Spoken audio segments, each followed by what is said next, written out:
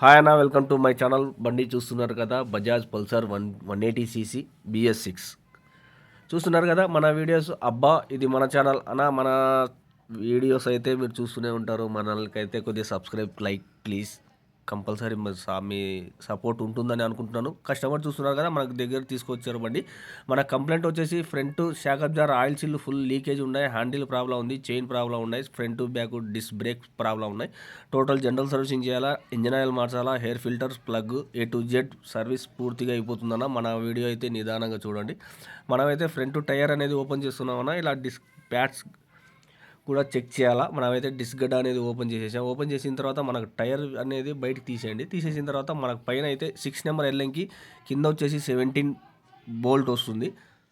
చూస్తున్నారు కదా, ఈ విధంగా ఓపెన్ చేసిన తర్వాత మడగాడు బోల్టాలు 4 వస్తాయి. 12 నెంబర్ రింగ్తో అయితే ఓపెన్ అయిపోతాయి. మనకైతే స్టెమ్ రాడ్లు బయటకు వచ్చేసాయి. మనకు నీట్గా ఇందులో ఆయిల్ ఎంత వస్తుంది, ఆయిల్ చిల్లు ఏ మోడల్ది కూర్చుంటుంది నిదానంగా అయితే చూపిస్తానన్న. ఇప్పుడైతే మనం రాడ్ ఓపెన్ చేసాం కదా, ఆయిల్ చూడండి ఏ విధంగా ఉందో. పూర్తిగా లీకేజ్ అయింది. బండి వచ్చినప్పటి నుండి ఇప్పుడు దాకా రీకండిషన్ అలా చేపియలేదు. దానివల్ల ఏమైందంటే మనకు ఒక రాడ్ అనేది డ్యామేజ్ కూడా అయింది. దాన్ని మనం కొద్దిగా అడ్జస్ట్మెంట్ చేసి ఎక్కిచ్చేసాం. లేదంటే మామూలుగా అయితే కొత్తది వేయాలి. అది మన పని చేసాం కదా, చేసిన తర్వాత ఏమైనా లీకేజ్ వస్తే 90% 100% మార్చాల్సిందే అన్న. చూస్తున్నారు కదా, ఆ క్రాక్ కూడా చూపిస్తాను మీకు.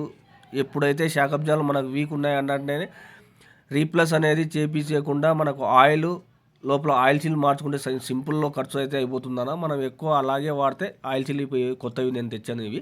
చూస్తున్నారు కదా, ఈ విధంగా వస్తుంది. మనకి దీంట్లో వచ్చేసి ఒక్కొక్క రాడ్కి 185 ml అయితే కంపల్సరీ పోయాలన్న. రాడ్స్ పెద్దవి కాబట్టి ఇది చూడండి. ఈ రాడ్ అనేది మనకు ఆయిల్ చిల్ తీస్తున్నాం కదా, పాత ఆయిల్ చిల్ తీసిన తర్వాత మనకు రాడ్ ఎలా డ్యామేజ్ వచ్చిందో చూపిస్తున్నా అదండి. పూర్తిగా ఈ విధంగా అయితే డ్యామేజ్ వస్తుంది. ఈ విధంగా డ్యామేజ్ వస్తే మనకు ఆయిల్ అనేది బయటకు వచ్చేస్తుంది. మనకైతే నీట్గా గిట్నెస్ మొత్తం అయిపోయిందన్న. చూడండి, యాక్షన్ కూడా ఇలా చెక్ చేసుకున్న తర్వాత మనమైతే ఫిట్టింగ్ చేస్తున్నాం. రెండు ఒకే విధంగా ఆయిల్ వేయాలా. దాంట్లో ఎక్కువ దీంట్లో తక్కువ వేయకుండా కరెక్ట్ వేయాలన్నా. చూస్తున్నారు కదా, ఈ విధంగా అయితే మనం నీట్గా ఫిట్నెస్ అనేది షాకప్ జార్లు అవుతున్నాయి. నెక్స్ట్ వచ్చేసిన తర్వాత మనకు రాడ్స్ ఫిట్ చేసేటప్పుడు తెలిసి ఉండాలన్నా. మనకు పైన అనేది ఎగ్జాక్ట్ చూసుకోవాలా, అటు సైడు ఇటు సైడు, లేకపోతే మనకు వీల్ యాక్సెల్ అనేది కూర్చోవద్దు. మనకు అటు సైడు ఇటు సైడు కంపల్సరీ మనకి చూపిస్తాను చూడండి. అలా ఎక్సెల్ ఉంది కదా, ఆ ఎక్సెల్ అట్లా ప్రెస్ చేసేసి మనకు బోల్టాలు అనేది టైట్ చేసుకోండి పైన. ఎందుకంటే మనకు హ్యాండిల్కి ఎల్లంగి బోల్టాలు వస్తాయి. మన మామూలు హ్యాండిల్ అయితే బయటే కనిపిస్తుంది, ఇది అట్లా కనిపించదు. ఇది మనకు అందుకనే యాక్సిల్ అనేది పెట్టేసిన తర్వాత మనకు అటు ఇటు రాడ్స్ అనేవి కరెక్ట్ పాయింట్లో ఉంటాయి. ఈ విధంగా అయితే టైట్ చేసుకున్నాం. మనమైతే మడగాడ అయితే ఫ్రంట్ మడగాడ్ అనేది టైట్ అవుతుందన్న. మనకు షాకబ్జాలు అయిపోయినాయి కాబట్టి మనకు మడగాడ్ ఫిట్ చేసిన తర్వాత ఫ్రంట్ టైర్ అనేది ఫిట్టింగ్ అయిపోతుంది. చూస్తున్నారు కదా, ఈ విధంగా మడగాడ్ ఫస్ట్ బోల్టాలు అయితే ఫిట్ చేద్దాం. ఫిట్ చేసిన తర్వాత మనకు టైర్ అనేది డిస్క్ ప్యాడ్స్ బాగున్నాయి, దాన్నే కొద్దిగా ఆయిలింగ్ చేసి క్లీన్ చేసి పెట్టేశాను. డిస్క్ ప్యాడ్స్ మార్చుదామంటే మనకు ప్యాడ్స్ బాగున్నాయి, ఏమంటే లైట్గా సౌండ్ వస్తుంది. అలాంటప్పుడు ఏం చేయాలంటే మనం కరుకు కాగితం సైన్ పేపర్తో కొద్దిగా మన బ్రేక్ లైనర్లు ఎట్లా క్లీన్ చేస్తాం అలా క్లీన్ చేసుకుంటే సరిపోతుంది. మన ఫ్రంట్ వర్క్ అయితే ఇక్కడికి సమాప్తం. బోల్ట్ టైట్ చేసేసాను. తర్వాత మనకు డిస్క్ బ్రేక్ కూడా 1కి 4 సార్లు చెక్ చేశాను. చూస్తున్నారు కదా, ఈ విధంగా మనకు నీట్గా అయితే మనకు ప్యాడ్స్ ఏమైనా కంప్లైంట్ ఉన్నాయి, లేదు సౌండ్ వస్తుందంటే కంపల్సరీ మార్చాలా. మనకు సౌండ్ లేదు, కంప్లైంట్ లేదు, కస్టమర్ కూడా మనకు కంప్లైంట్ చెప్పలేదు. డిస్పాట్స్ ఏమైనా బాగోలేకపోతే మార్చేస్తానని నేను చెప్పాను. డిస్పాట్స్ ఓపెన్ చేసిన తర్వాత చాలా బాగున్నాయి. చూస్తున్నారు కదా, ఇప్పుడు మనం టైర్ తిప్పినా కానీ చాలా ఫ్రీ అంటే చాలా ఫ్రీ ఉంది. మనకు పోనీ కొద్దిగా పట్టుకుంటుందంటే దాని కంప్లైంట్లే మనకు చెప్పలేదు, కంప్లైంట్ లేవు, సామాన్ కూడా కంప్లైంట్ లేవు. నెక్స్ట్ వచ్చేసిన తర్వాత చూడండి, ఈ విధంగా అయితే మనకు బండి పని ఫ్రంట్ సైడ్ పూర్తిగా అయిపోయినాయి. మనకు కోన్ సెట్ సౌండ్ వస్తుంది. గుంతలలో ఎక్కడన్నా స్పీడ్ బ్రేకర్ ఎక్కేటప్పుడు మనకు హ్యాండిల్ అనేది లూజ్ ఉంది, దానివల్ల సౌండ్ వస్తుంది. నేను ఇది చేస్తున్నాను కదా, ఈ విధంగా మీరు చేసుకుంటే ఆ సౌండ్ కూడా మనకు రాదన్న. ఇలా చెక్ చేసుకోండి. మనం హ్యాండిల్ అనేది సెంటర్ వదిలేస్తే అటో ఇటో పడిపోవాలా. మనకు క్లచ్ ఓవర్ టైట్ ఉంది. ఆయిలింగ్ ఎలా చేయాలంటే ఈ విధంగా మన క్లచ్లో కొద్దిగా ఆయిల్ వదులుకుంటూ, ఫస్ట్ అయితే పెట్రోల్ వేస్తే ఇంకా చాలా మేలు. ఇలా వేసుకుంటే చాలా క్లచ్ కూడా చాలా ఫ్రీ అయిపోతుంది. నెక్స్ట్ వచ్చేసిన తర్వాత మనకు బ్యాక్ సైడ్ చైన్ అనేది చాలా లూజ్ ఉంది. చైన్ అనేది అడ్జస్ట్మెంట్ చేద్దాం అని చాలామంది కస్టమర్స్ మన దగ్గరికి అయితే వస్తుంటారన్న. నాకు చైన్ సౌండ్ చాలా ఉంది, చైన్ అనేది అప్ అండ్ డౌన్ ఉంది, బండి సైడ్ పోతుందని.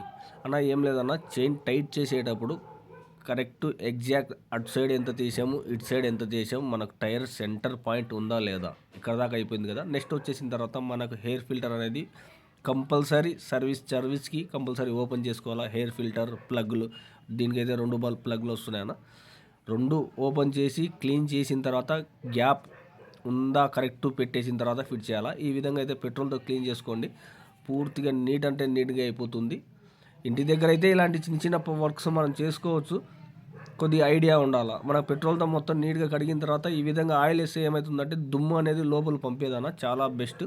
చూస్తున్నారు కదా, ఈ విధంగా నేను ప్లగ్లు కూడా మొత్తం నీట్గా క్లీన్ చేసి ప్లగ్ గ్యాప్స్ చెక్ చేసి ప్లగ్లు అయితే పెట్టేస్తున్నాను.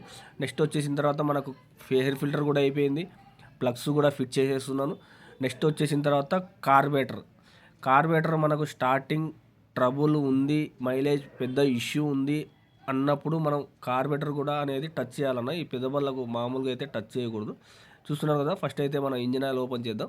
కార్బేటర్ మనం క్లీన్ చేయం, కార్బేటర్ల నుండి వాటర్ తీస్తాం. అది ఎలా తీస్తాం అనేది చూపిస్తాను నేను. ఈ ఇంజిన్ ఆయిల్ ప్రాసెస్ కాగానే అది ఆయిల్ చూడండి, చాలా ఎక్కువ కస్టమర్ అయితే 3000 చిల్లర తిరిగారంట.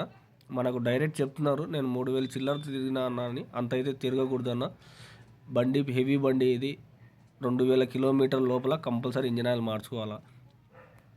ఆయిల్ ఖరాబ్ గలీజ్గా వచ్చింది, ఇంజిన్ ఆయిల్ బాగలేదని అందులో పెట్రోల్ కానీ డీజిల్ కానీ అలాంటివి మాత్రం వేయకండి, లేనిపోని సౌండ్స్ వస్తాయి. యూట్యూబ్లో చాలామంది చెప్తున్నారు ఏమి రాదు అది అని. నేను క్లీన్ చేసిన వెంటనే ఆ రోజే రాదన్న, నిదానంగా మీకు వస్తుంది. చూస్తున్నారు కదా, పెట్రోల్ అయితే కార్బేటర్లో నుండి మొత్తం నీట్గా తీసేస్తున్నాను. పెట్రోల్ పైన ఆఫ్ చేశాను, పైపే లాగేశాను మీకు ఎందుకంటే అర్థం అవ్వాలని.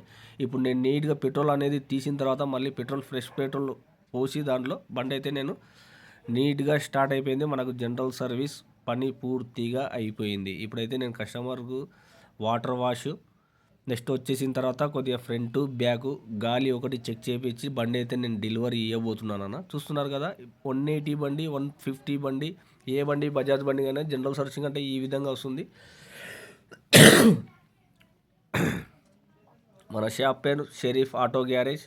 చూస్తున్నారు కదా, అబ్బా ఇది మన ఛానల్ అన్న. మన వీడియోస్ నచ్చినట్టయితే కంపల్సరీ లైక్ చేయండి, షేర్ చేయండి, సబ్స్క్రైబ్ చేయండి ప్లీజ్.